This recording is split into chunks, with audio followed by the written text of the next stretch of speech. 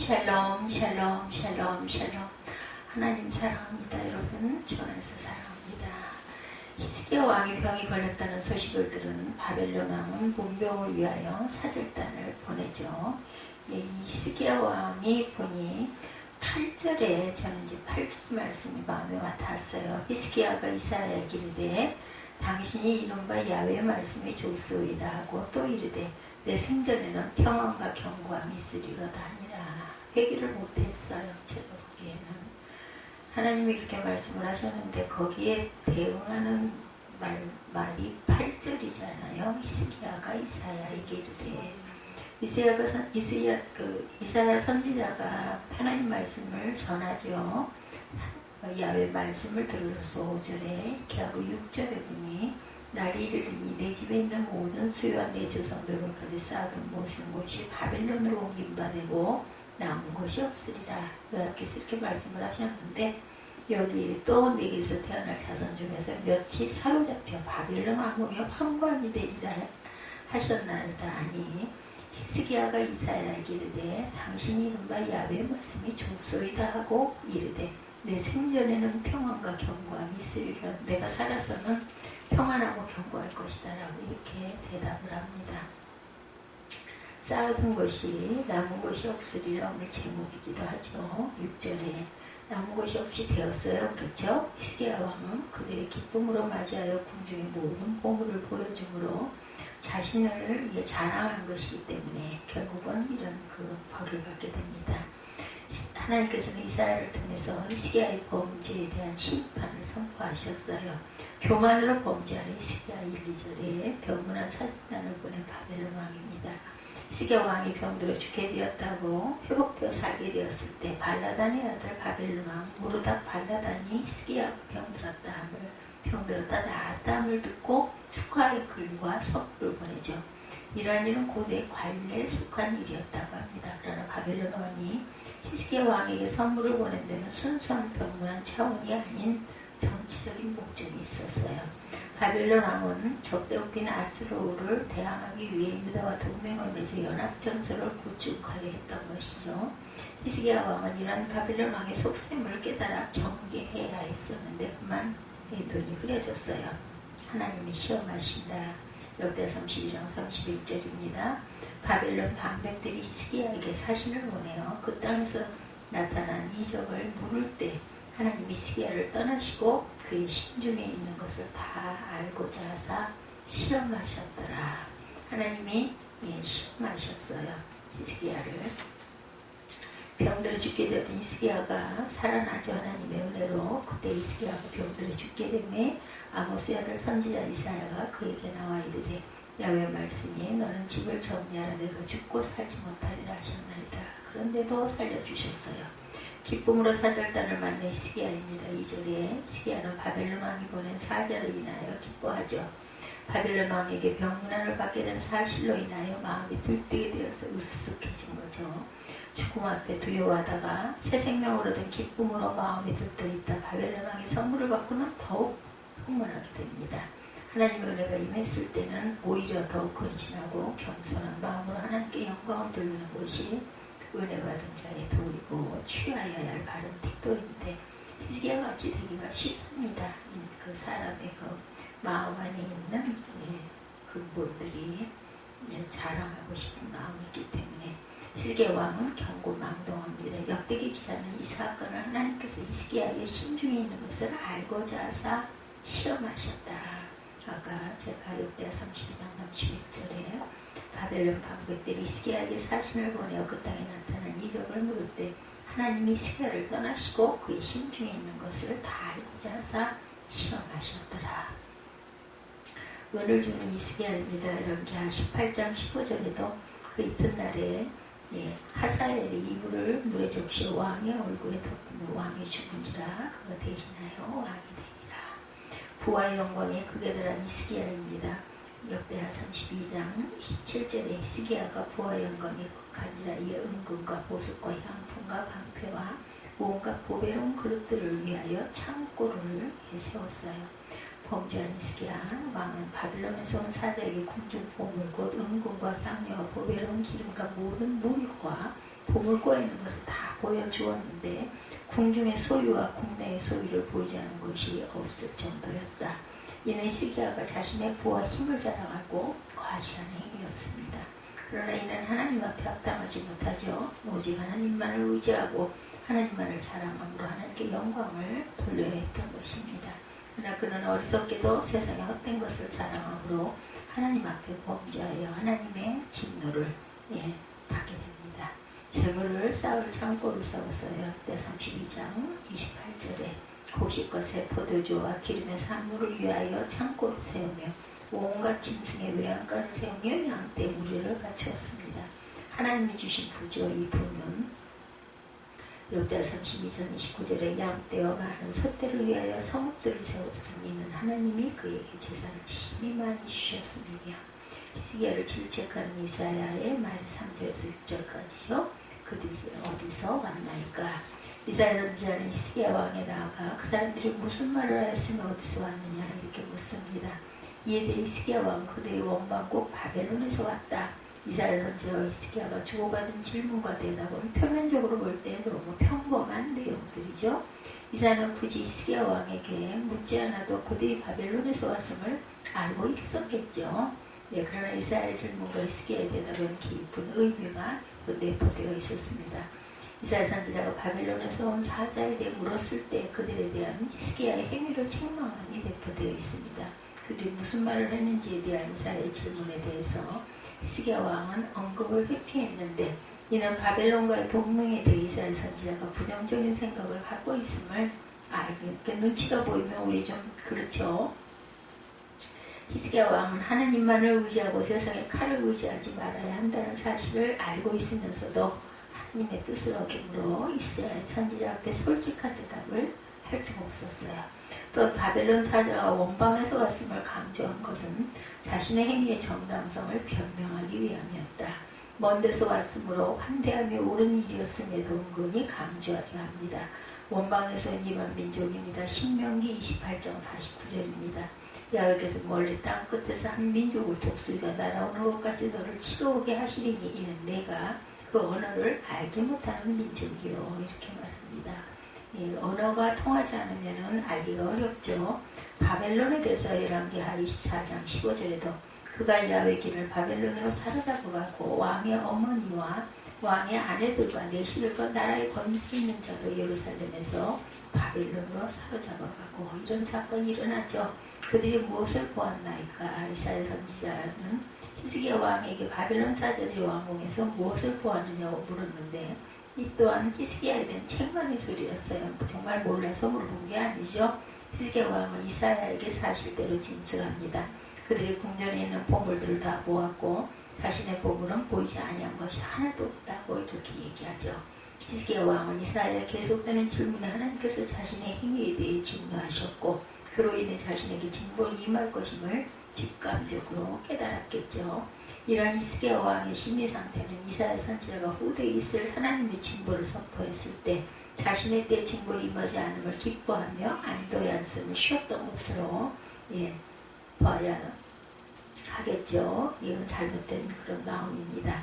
배파당한 보물 열왕기하 24장 13절에 그가 야훼 성전의 모든 보물과 왕궁 보물을 집어내고 이스라엘의 왕 솔로몬이 만든 것 곧 여호와의 성전의 근것을 다 파괴하였으니 야훼의 말씀과 같이 되었더라. 이방으로 옮겨집니다. 보물이 다니엘 1장 2절에 주께서 유다왕 야훼김과 하나님의 전 그릇 얼마를 그의 손에 넘기시매 그가 그것을 가지고 신할 땅 자기 신들의 신전에 가져다 그 신들의 보물 창고에 두었더라. 이사야 선지자의 선포입니다. 5절에 하나님의 예언을 증거하죠. 이사야 선지자는 히스기야 왕에게 만군의 야훼 말씀을 들으라고 명하면서 하나님께 받은 말씀을 증거합니다. 선지자는 자신의 의견을 말하는 것이 아니라 하나님께서 주신 말씀을 그대로 전하기만 하는 사명을 가졌어요. 그 바울이 그런 얘기했죠. 왕의 그 직분에는 세 가지가 있다. 이 얘기를 하려고 한 거예요. 모를 줄 알고 그걸 누가 모릅니까? 제사장, 왕, 그리고 선지자죠. 하나님의 말씀을 가감하지 않고 자신이 그래서 받았다는 얘기를 하려고 했던 건 이거 거짓이거든요. 그대로 전하는 자가 참 선지자고 가감하거나 왜곡시키는 자는 거짓 선지자입니다. 선지자가 하나님의 말씀을 대언할 때 전하는 자나 듣는 자나 하나님의 말씀 앞에 두렵고 떨리는 자세를 취해야 되겠죠. 선지자에게 임한 말씀입니다. 38장 4절에 이사야. 이에 야훼의 말씀이 이사야에게 임하여 이르시되, 행위의 표준인 말씀입니다. 디도서 2장 5절에 신중하며 순전하며 집안일을 하며 선하며 자기 남편에게 복종하게 하라. 이는 하나님의 말씀이 비방을 받지 않게 하려 합니다. 38장 4절 가까우니까 볼까요? 이에 여호와의 말씀이 이사야에게 임하여 이르시되, 너는 가서 히스기야에게 이르기를, 내 조상 다윗의 하나님 야훼께서 이같이 말씀하시기를, 내가 내 기도를 들었고 내 눈물을 보았노라. 내가 내 수 안에 15년을 더하고 너와 이 성이 아수르 왕의 손에서 건져내겠고 내가 또 이 성을 보호하리라. 이렇게까지 했는데 금방 변했어요. 그죠? 예루비의 병이 나고 나니까 그냥 그 다음 장에 바로 이런 사건이 일어납니다. 해그림자도 10도나 뒤로 물러가게 해서 15년의 생명을 주셨는데 그게 보답을 하지 못하죠. 이렇게 선지자가 계속 전합니다. 이사야가 선포한 재앙입니다. 이사야 대언한 히스기야 왕에 대한 하나님의 예언의 말씀은 유다의 멸망에 대한 경고였어요. 유다 왕조의 집에 있는 모든 소유와 열조가 쌓아둔 것이 모두 바벨론으로 옮김받고 남은 것이 없으리라. 또한 히스기야의 자손 중에 몇이 사로잡혀 바벨론 왕국의 황관이 될 것이라고 말씀하죠. 이러한 유다에 대한 하나님의 저주는 히스기야 왕의 행위 때문만이 아니라 유다 왕국이 오랫동안 쌓아온 죄악 때문이었겠죠. 단지 히스기야 왕의 잘못을 계기로 해서 공식적으로 저주가 선포되었어요.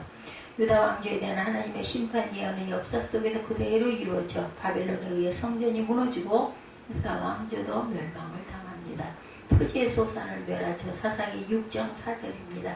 진을 치고 가사에 이르도록 토지소산을 멸하여 이스라엘 가운데 먹을 것을 남겨두지 아니하며 양이나 소나 나귀도 남기지 아니하니 바벨론 포로가 됩니다. 왕족들이 열왕기하 24장 15절에 그가 야훼인을 바벨론으로 사로잡아가고 왕의 어머니와 왕의 아내들과 내시들과 나라의 권세 있는 자도 예루살렘에서 바벨론으로 사로잡아가고 히스기야 왕의 이기적인 마음, 이사야 예언을 들은 히스기야는 하나님 말씀에 왜 만족했을까요? 납작 엎드렸더라면 이런 일이 안 일어났을 수도 있는데 그 말씀이 유다에 대한 저주임에도 불구하고 히스기야 왕이 기뻐하였던 것은 자신의 생전의 저주가 임하지 않고 평안과 경고함이 있을 것이라는 점 때문이었죠.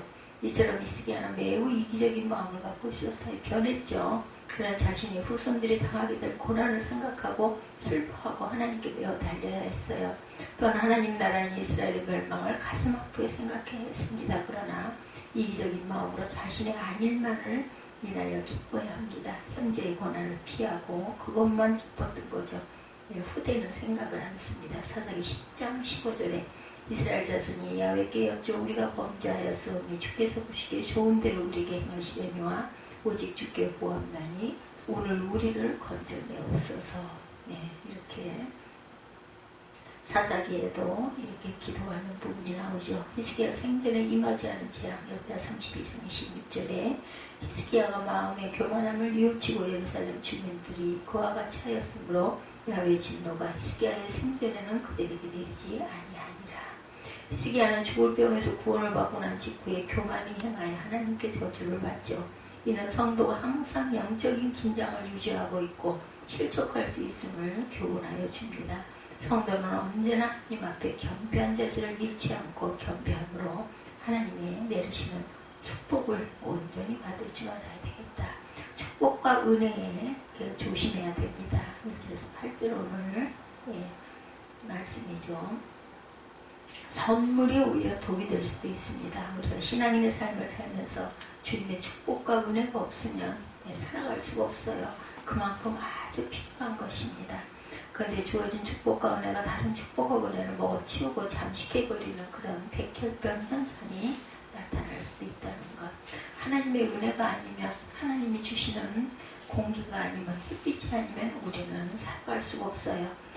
백혈구가 많아져서 다른 적혈구를 잠식해버리는 것이 바로 백혈병이죠. 영어의 선물이라는 단어가 기프트, 독일에서 똑같은 스펠링의 기프트가 있다고 해요. 독일어에도. 근데 두 단어의 어원이 똑같이 기부이지만 예, 영어의 기프트는 선물이지만 독일어의 기프트는 독이라고 합니다. 예, 언어적으로 벌써 기프트가 선물이 된과 동시에 독이 된다는 양면성을 설명하고 있어요. 요즘 참 그 말이 잊어버려지지가 않습니다. 똑같은 물을 마셔도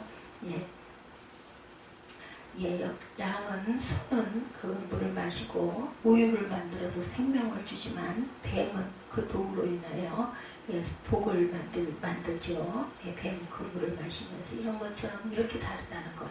하나님의 은혜로 주시는 것들이 우리에게 모두 선물이에요. 그런데 그 선물을 받고 우리가 은혜로 살아야 되는데 선물과 은혜가 우리 삶에 꼭 필요한 다른 은혜를 먹어치우는 백혈병적인 암세포로 둔갑할 수 있다라는 것. 다른 말로 독이 되는 거죠. 그런 현상을 보면 히스기야의 후기 행적에서 우리가 발견하게 됩니다. 이적 치유의 은혜를 받은 히스기야입니다. 히스기야는 죽을 병에 걸려서 하나님께서 친절하게 그의 죽음을 예고해 주셨고 38장 1절에 아마 죽음을 준비하라는 뜻이었겠죠. 그때 히스기야가 병들어 죽게 되니 아모스의 아들 선지자 이사야가 나아가 그에게 이르되 여기서 이같이 말씀하시기를 너는 내 집에 유언하라 내가 죽고 살지 못하리라 하셨나이다. 그런데 히스기야가 병을 향하여 8북에 간절히 기도하죠. 소위 시중에 히스기야의 그 면벽 기도다 이렇게 알려져 있죠. 하나님을 더 이상 못 보게 되었습니다. 내가 죽으면 음부로 들어갈 터인데 그 음부에는 하나님을 배움도 없고 감사도 찬송도 없을 텐데 이렇게 하나님께 간절히 기도를 드렸을 거예요. 그때 하나님께서 기도를 들어주셔서 히스기야의 그림자를 10도 뒤로 움직이게 하시면서까지 다시 15년의 생명을 연장시켜 주셔요. 놀라운 일이죠. 이런 기적이 어디 있겠습니까? 여기에 우리가 주의를 기울여야 할 것은 이 소식을 들은 바벨론 사신들이 오게 되죠. 그리고 바벨론 사신들에게 궁에 있는 보물창고와 무기고와 온 나라 안에 있는 보물창고를 다 열어서 보여주죠. 2절에. 그래서 이사야 선지자를 통해 하나님께서 히스기야에게 멸망을 예언하십니다. 이 나라가 바벨론에 의해서 멸망을 당해서 내가 바벨론 사신들에게 보여준 모든 보물들이 강탈당하게 될 것이고 너의 자손들이 바벨론에 끌려가 황무한 노릇을 하게 될 것이다. 슬퍼했어야 하는데 결과론적으로 보자면 15년 더 살고 나라 망하고 자손들이 포로로 잡혀가느니 차라리 내게 죽음을 허락하시는 하나님의 섭리 속에 자신을 맡기고 죽는 게 낫지 않았을까. 우리가 바라볼 땐 그렇죠. 병 나은 것은 좋았는데 거지 상황이 아주 악하게 됩니다. 우리가 19년을 더 살고 우리의 자식은 쫄쫄이만 멸망당할 것입니다. 그러면 더 살겠습니까? 안 살겠죠. 결과론적으로 얘기하자면 이러한 멸망의 그 발단이 바로 바벨론에 있던 사람들이 히스기야에게 병 나았다함을 듣고 사신들이 축하를 하러 온 거죠. 그 사신들에게 무기와 보물창고를 보여줬다는 것이 영적으로 어떤 의미를 갖는 것이기에 갑자기 이 난리가 벌어진 것일까. 앞서 바벨론과 구분해서 18만 5천 명을 무찔렀던 예루살렘을 구해주고 죽을 수밖에 없는 불병에 걸린 히스기야를 낫게 해주셔서 10년의 삶을 연장시켜 주셨는데 바벨론 사신에게 자랑할 뻔했다고 나라가 망하고 왕자들이 내시가 돼서 끌려간다는 예언은 아주 처절한 그 자체였습니다. 이게 무슨 일일까? 백발진도 급반전된 히스기야에게 위상입니다. 바벨론이 선물을 갖고 사신을 보낸 것은 앞에서부터 따져봐야 하는데 아수르 군대 그 당시 근동 전역을 공포에 몰아넣었던 군대죠. 막강한 군사력의 나라였어요. 그런데 조그마한 유다 나라의 조그마한 성 예루살렘 이미 유다를 제외한 다른 모든 지역은 아수르에게 다 정복을 당한 상태였어요. 그때 예루살렘 성 하나 겨우 버티고 있는 상황이었는데 바벨론에서 그걸 예의주시하고 있었다. 그런 사람들이 와가지고 선물을 갖고 오니까 그만 히스기야가 그냥 아주 어쩔 줄을 모르는 거죠. 당시 아수르의 세력에 눌려서 약세와 열세 지경에 놓였던 신흥국가 바벨론이 호시탐탐 아수르에게 반전을 꾀할 기회를 노리고 있었어요.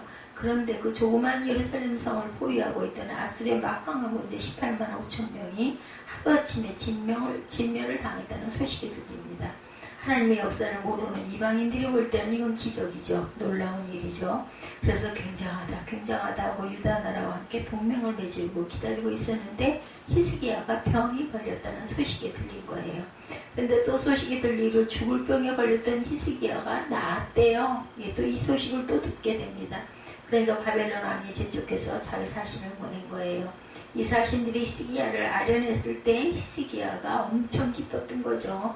다시 말하면 하나님의 역사에 의해서 이루어지는 아수르 군대의 전멸 사건, 그리고 죽을 불치병에서부터 쾌유 사건, 그냥 교만이 그냥 아주 하늘 끝까지 올라간 거죠. 이것들이 히스기야의 명성의 행위를 떨치게 해주었던 것입니다. 그래서 너무 상황이 180도로 전환이 됩니다. 수년 전 아수르 군대가 예루살렘 성을 포위했을 때의 상황은 지금 바벨론 왕이 신하들을 보내서 자기가 만나고 있는 이 상황은 너무너무나도 달라진 아주 거꾸로 된 상황이죠. 히스기야가 자기 명성의 온누리에 맹위를 떨치고 있다는 사실을 실감하게 돼요. 바벨론이 왜 선물을 가지고 오고 왜 예물을 히스기야에게 갖다 주겠느냐는 거죠. 자신을 대단하게 포장하기 시작하는 히스기야입니다. 그런 사람은 다 몰라도 히스기야 자신은 알죠. 본인은 알아요. 속셈을. 이 사람들이 히스기야의 명성을 듣고 왔지만 당시 최강을 자랑했던 아수르 군대 18만 5천 명을 죽인 것이 자신의 힘도 아니고 예루살렘 군대의 군사력도 아니에요. 속이 텅 비어 있는 거죠. 외부에서 이방인들이 볼 때 히스기야에 대해 갖고 있던 이미지는 대단한 위상을 떨치고 있었지만 실제로 자기가 갖고 있는 것은 아무것도 없었던 것이다. 바벨론 사신들은 히스기야가 대단하다고 여기고 뵈러 왔어요. 히스기야의 명성이 바벨론 땅에서 맹위를 떨치고 하늘을 찔렀던 거죠. 소문이니까 도대체 이게 어떻게 된 걸까 하고는 예물을 보냈는데 히스기야가 그만 그 이미지에 자기를 딱 맞춰서 거기 시작을 합니다. 자기 위신을 세우려고 하죠. 있는 것 없는 거 다 꺼내 보여주고 나 이런 사람이거든 하고 자랑을 하죠. 바로 이 시점에서 아수르 군대를 멸절시키고 죽을 병에서 고쳐주신 모든 축복이 암세포로 그만 변해버리고 말게 된 거죠. 내가 내 위신을 전면에 내세우기 시작할 때 갑자기 하나님께서 주신 모든 축복과 은혜가 나를 멸망으로 이끌어가는 내 피가 내 피를 먹어버리는 백혈병 현상이 일어나게 된 것이다. 이건 거꾸로도 마찬가지입니다. 세상 사람들이 나를 부정적으로 바라봐요. 무능하고 못났다, 악하다, 추하다, 그런 그 이미지를 붙잡고 괴로워하고 자기 삶의 의미를 못 느끼고 전전 금공하게 되는 것 똑같은 현상이죠.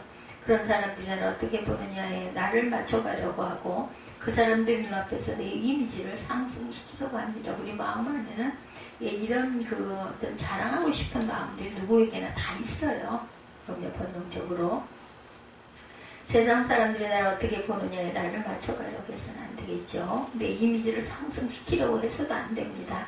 하나님이 나를 보시는 눈을 생각하지 않고 사람들이 나를 보는 눈을 의식해서 살아간다면 하나님께 주시는 모든 은혜가 암세포로 변해버리게 된다. 누구도 예외는 없습니다. 일이 잘 될 때 우리는 늘 조심해야 돼요. 그죠? 그래서 우리가 항상 뭔가 좋은 일이 있을 때 또한 우리가 긴장할 줄도 알아야 된다.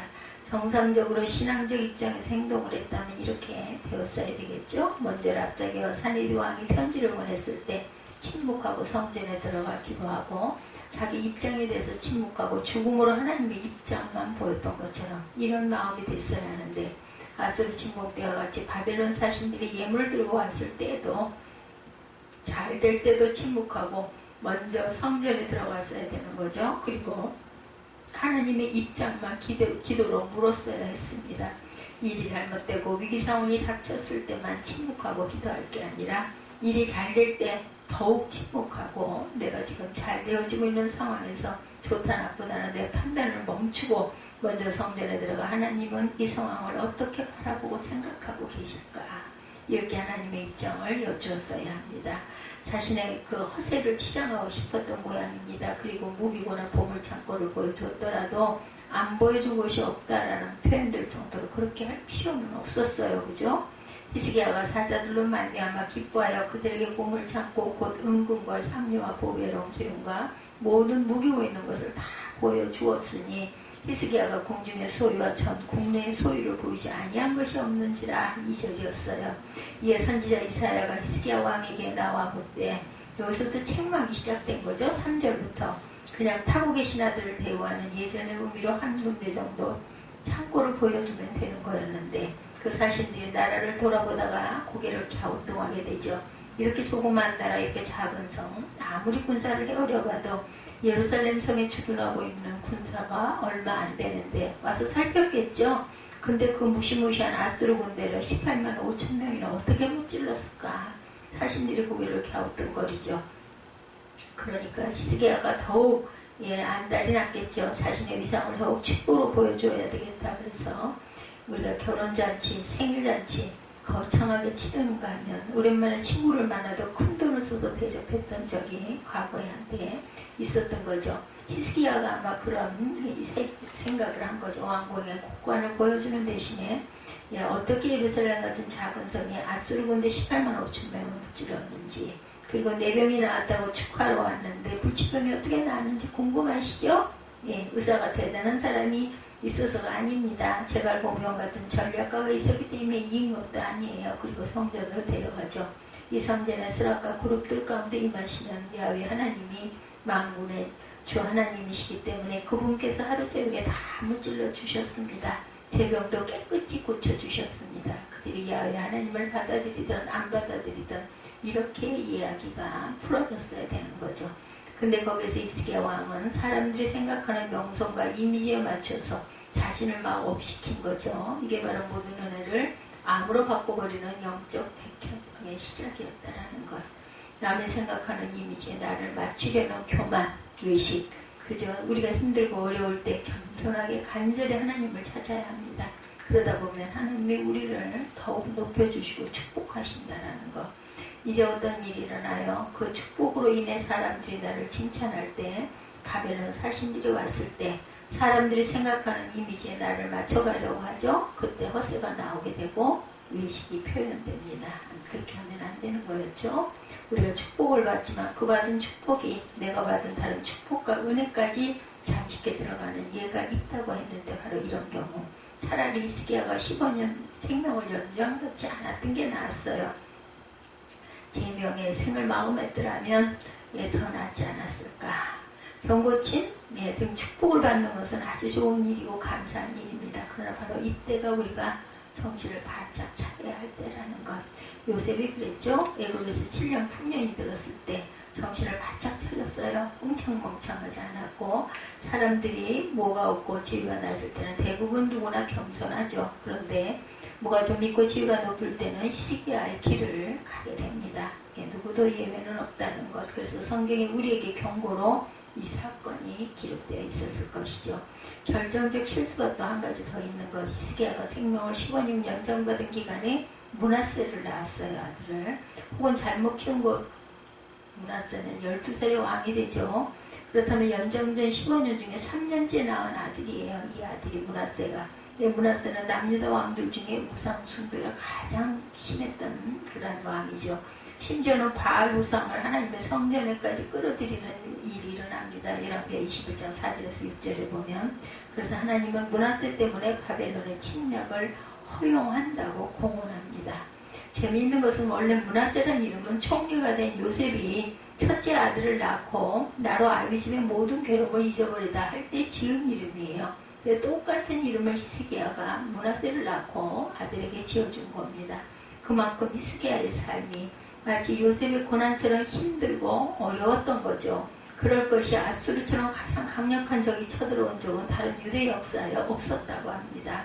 히스기야는 정말 기적적으로 그 인류 역사에 악명 높은 적군 아수르를 격퇴했는데 이제는 자기 몸에 불치병이 들어 죽게 되었다. 겨우 고침을 받았으니 아들을 낳고 이름을 므낫세라고 명명할 정도였었겠죠. 얼마나 감사했겠습니까? 그 과거를 다 잊고 싶었을 정도로.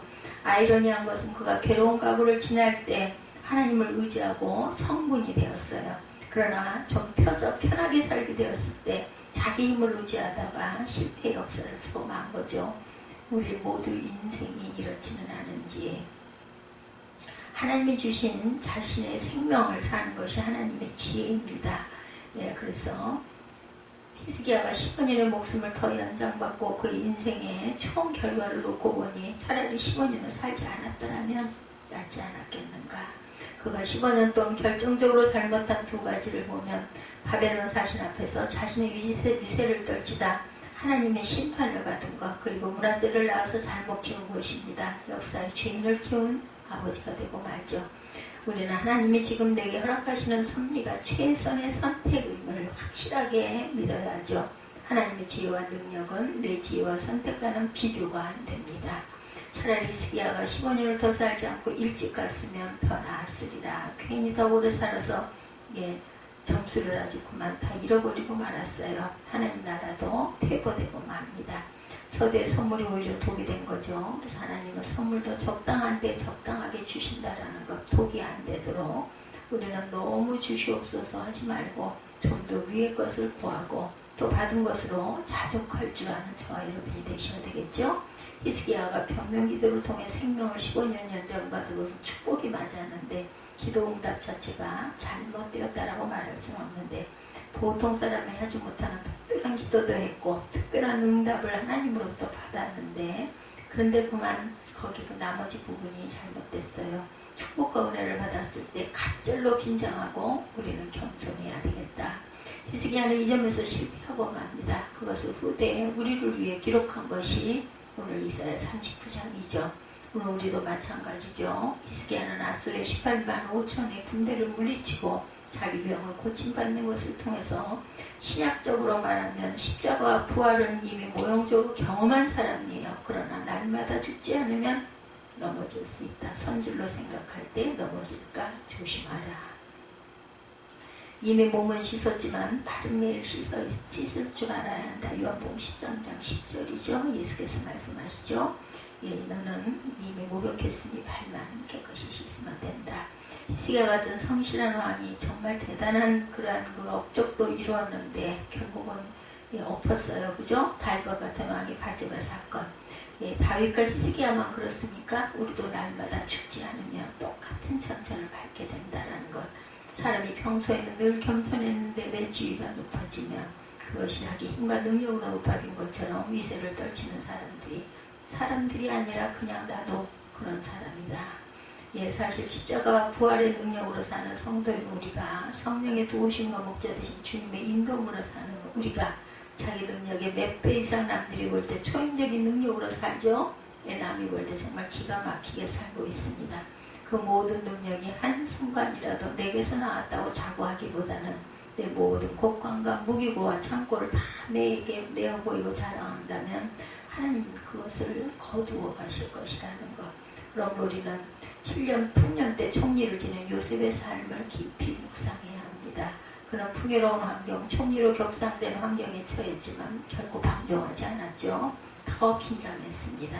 자신이 그리스도처럼 모든 사람을 구원했는데 자신의 자원과 축복을 잘 사용했죠. 그래서 우리가 물질의 성공이었을 때도 마찬가지죠. 바알 숭배를 장려하여 자기 아들까지 희생 제물로 바치는가 하면 역대하 33장 10절에서 20절에 보면 므낫세가 아수르 사람들에게 잡혀 바벨론으로 가서 하나님께 참여하고 기도하고 다시 돌아와 우상을 폐지하고 참 하나님께 돌아오죠. 그 므낫세 왕도 포로로 잡혀가지고 얼마나 고생을 많이 했으면 하나님을 만나게 되는, 오히려 이게 축복이죠. 이런 삶이 저와 여러분의 삶이라는 거, 항상 긴장하고 하나님만 바라보는 우리 되기를 주님의 이름으로 축복합니다.